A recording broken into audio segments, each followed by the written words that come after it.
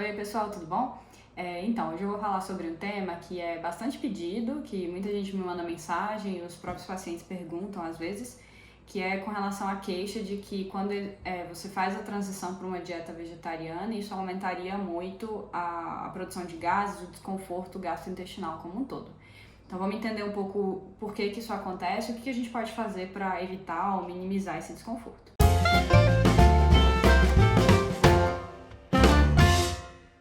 Bom, então vamos entender um pouco o que acontece dentro do nosso organismo, né? Então, quando você faz a transição de uma dieta onívora para uma alimentação vegetariana estrita, vamos supor, o que acontece é que você estava lá acostumado a comer de um jeito, comer proteína animal, às vezes comer pouca fibra, e de repente passa para um padrão alimentar completamente diferente e a nossa microbiota intestinal responde a isso, porque as bactérias que a gente tem no intestino dependem do que a gente come. Então, dependendo do seu padrão alimentar, você pode alimentar mais um tipo ou outro de bactérias diferentes, né? E aí, de repente, você estava lá acostumado a comer um monte de proteína animal, às vezes nem comia muito, mas não comia muita fibra, e de repente passa a comer uma quantidade muito maior de fibras. E isso é bem comum e às vezes as pessoas nem percebem, mas é porque assim, se você for pensar no contexto de uma alimentação normal onívora, a quantidade de fibra, às vezes ela é muito baixa, é muito aquém do desejado, mesmo em uma alimentação saudável. Então, mesmo em pessoas que se consideram saudáveis, que acham que comem muito bem, às vezes comem muito pouca fibra, na casa de 10, 15 gramas de fibra por dia. E aí, lembrando que a recomendação é 30 gramas por dia, e uma alimentação vegetariana, bem variada, vegetariana estrita, pode chegar a ter 70, 80 gramas de fibra sem muita dificuldade, porque todos os alimentos têm fibra, a não ser que você faça uma alimentação muito baseada em carboidratos refinados, né? Aí, obviamente, não vai ter. Mas, de uma forma geral, pensando em alimentos tipo grãos integrais, leguminosas, castanhas, semente, tudo que é fonte de proteína também tem muita fibra, tipo leguminosa, e aí acaba que o teor de fibra aumenta muito, de repente, assim, de um dia para o outro. E a sua microbiota não está acostumada com isso, e aí de repente você começa a jogar um monte de fibra ali, e as bactérias vão fazer a festa, né? Elas vão fermentar e produzir um monte de gases. Às vezes isso gera desconforto, passa do seu limite de tolerância, porque assim, produzir gases é normal até certo ponto, mas quando começa a gerar um desconforto, aí isso atrapalha bastante até a adesão à dieta, né? Pode ser que você deixe de ser vegetariano por conta disso, porque é muito desconfortável também ficar o tempo inteiro sentindo isso, né? E tendo gases e tudo mais. E aí essa transição de microbiota, ela demora um pouco para acontecer e com o tempo a gente vai adaptando a nossa microbiota para os alimentos que a gente está comendo. Um exemplo disso que a gente vê em estudo é que a gente sabe que leguminosas, por exemplo, têm muitos fitatos, que são considerados antinutrientes, que são componentes que atrapalham a nossa digestão, e aí por conta de atrapalhar a digestão, chega uma quantidade razoável de carboidratos não digeridos no final do intestino, e aí as bactérias que estão ali fermentam muito esses carboidratos, porque chegou coisa que era pra gente ter absorvido e a gente não absorveu. E aí, à medida que a gente aumenta a ingestão de leguminosas, as nossas bactérias vão se adaptando e a gente começa a ter mais bactérias no intestino que são capazes de produzir fitases. Fitases são as enzimas que quebram os fitatos. Ou seja, você começa a ter bactérias que te ajudam na digestão. E aí você consegue digerir direito, absorver nutrientes, tipo ferro, zinco, que estão ali no alimento. E aí não sobra muito alimento no final ali do intestino para as bactérias continuarem fermentando e produzirem muitos gases. Então isso é um processo adaptativo, às vezes leva algumas semanas. E claro, isso é individual, né? Tem pessoas que têm uma tolerância maior para fibra e tem outras que têm uma dificuldade maior e aí às vezes realmente precisam comer uma quantidade um pouco menor. Isso a gente vai descobrindo com cada paciente. Mas enfim, vamos entender o que a gente pode fazer então para melhorar essa transição e para evitar que tenha esse desconforto. E aí, o primeiro passo importante, que eu costumo inclusive passar para os meus pacientes, assim, claro que sempre avaliando como era a dieta antes da transição, né? Se o paciente já comia uma vasta gama de fibras, assim, muita variedade, já comia bastante feijão, vegetais, muita salada, fruta, castanha e tudo mais, e simplesmente tirou a carne, às vezes não sente muita diferença. Mas principalmente pensando numa pessoa que é bem comum, hoje em dia a gente vê em consultório, né? Uma pessoa que adota uma dieta bem low carb, e aí às vezes até restringe a quantidade de fruta que come no dia, de vegetais, porque alguns vegetais têm mais carboidrato, não come cereal, não come leguminosa, essa transição acaba sendo muito brusca, né? Então, se for pensar num padrão que a gente vê muito hoje em dia, né, das pessoas, assim, aí acorda e come, por exemplo, ovo mexido com queijo, café com leite, aí o almoço é uma carne, um pouquinho de salada. Então assim, se você for contabilizar, por mais que as pessoas achem que esse padrão é considerado saudável, tem muito pouca fibra ao longo do dia. Tipo, um café da manhã com ovo, queijo e café tem zero fibra, né? Se a gente for pensar num café da manhã vegetariano que tenha frutas, aveia, semente, castanha, um monte de outras coisas, facilmente dá para chegar nos 20 gramas de fibra em uma refeição. Então é uma diferença muito discrepante. E aí, às vezes, é isso que gera o problema. Então, quando a gente pensa em fazer esse processo de transição, muitas vezes eu passo uma dieta de transição para os pacientes, que é uma dieta que já é vegetariana, mas com um teor muito menor de fibra e com alguns cuidados, tipo evitar comer os vegetais na forma crua, porque aí a dificuldade vai ser maior ainda de digerir. E aí, qual que é a lógica dessa dieta? Tem alguns alimentos que eu acho que são fundamentais, que a gente tem que tentar inserir, tipo leguminosa, salvo poucas exceções para a maioria dos pacientes. Essa vai ser a principal fonte de proteína e tem um monte de nutrientes importantes que precisam estar ali.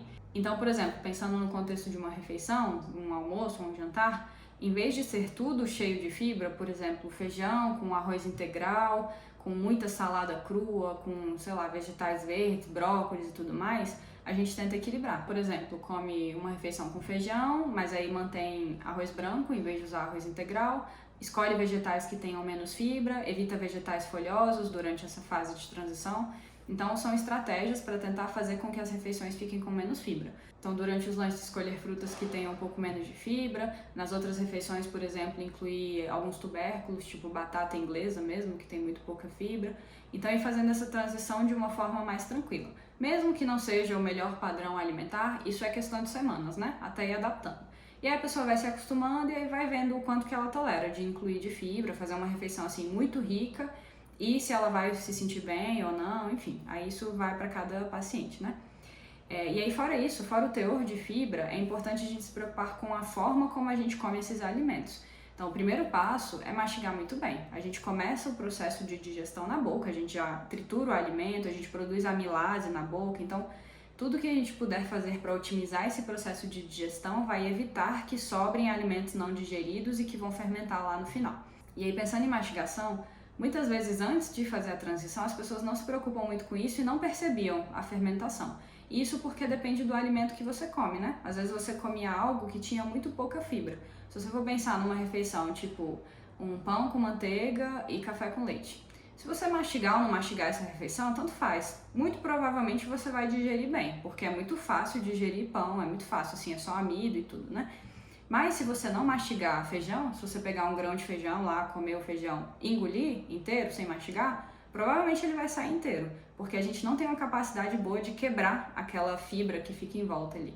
Então pensa, se você pega, por exemplo, um prato cheio de vegetais e leguminosas, coloca na boca uma garfada, mastiga 2, 3 vezes e engole, fica um monte de pedaço ali que você não vai conseguir digerir. Vai passar pelo estômago, vai chegar no intestino, você não vai conseguir absorver os nutrientes todos dali, vai sobrar pedaço de comida não digerida e vai chegar no final ali e vai fermentar do mesmo jeito.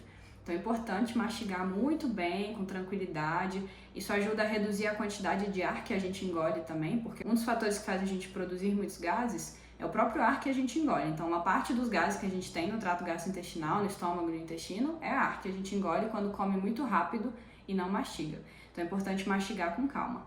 E, muito importante, prestar atenção no que você está comendo. Então, não comer fazendo outras coisas. Não comer mexendo no celular, não comer dirigindo, não comer lendo coisa, vendo notícia, qualquer coisa que te desligue do momento ali da alimentação. Isso é importante porque quando a gente presta atenção na comida e quando a gente faz todo esse processo de mindful eating, a gente consegue produzir melhor ácido e enzimas no estômago. Então isso facilita muito o processo de digestão e a gente evita de novo todo esse problema de desconforto, de chegar a coisa não digerida depois, mais pra frente no intestino. E isso vale obviamente também para não vegetarianos, né? Então essas dicas são para todo mundo, qualquer pessoa que tenha desconforto, mesmo com produtos de origem animal, enfim. Tem que comer com muita calma, mastigar, comer prestando atenção na comida e não comer estressado.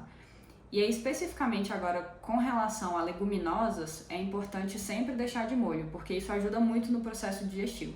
Então, antes de cozinhar as leguminosas, tem que deixar de molho pelo menos 12 horas, aí isso varia, tem gente que deixa 24 horas, 48 horas, vai trocando a água a cada 12 horas, né, deixando uma vazia na geladeira, até o ponto de germinar, se você quiser, então pode germinar grãos também, porque isso facilita mais ainda o processo de digestão. Mas de uma forma geral, deixar de molho e jogar fora a água já ajuda muito a eliminar esses componentes que tem nas leguminosas que atrapalham a digestão. E aí depois você cozinha o grão e ingere. E outros alimentos também podem ser deixados de molho, tipo alguns cereais, arroz integral, quinoa, se você quiser deixar de molho um tempo antes de cozinhar e jogar fora a água, isso ajuda também.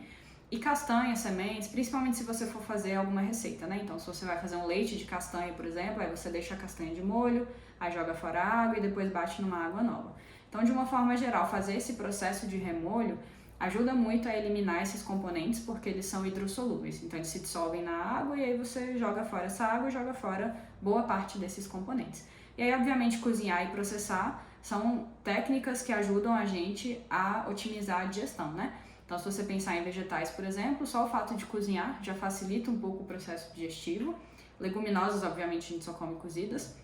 E o processamento do alimento no sentido de que, em vez de você comer o grão íntegro, você processar ele antes de ser ingerido. Por exemplo, em vez de você comer o grão de bico, você fazer um hambúrguer de grão de bico, que você vai ter que triturar o grão, ou você fazer um hummus, que é uma pastinha de grão de bico, que ele vai estar triturado, ou você fazer uma sopa de feijão em vez de você comer o feijão, né? Aí fazer uma sopa batida, um caldo. Então todo esse processo aí de triturar, você está fazendo parte do trabalho que você teria que fazer com a sua mastigação. Então isso ajuda também, até pensando assim, às vezes o seu almoço realmente é muito corrido, você não tem tempo de ficar 40 minutos mastigando e você precisa comer uma coisa rápida. Então procura fazer esse processo antes, né? Essas receitinhas, todo esse cuidado de preparo dos alimentos para garantir que você consiga otimizar a sua digestão. Bom, e aí pensando tudo isso, claro, a quantidade de fibras que você vai ingerir, o equilíbrio da sua alimentação como um todo, isso é muito individual. Então isso vai variar para cada paciente, o quanto você tolera, tem pessoas que toleram um tipo de leguminosa melhor que outro, enfim, aí a gente vai ajustando isso para cada um.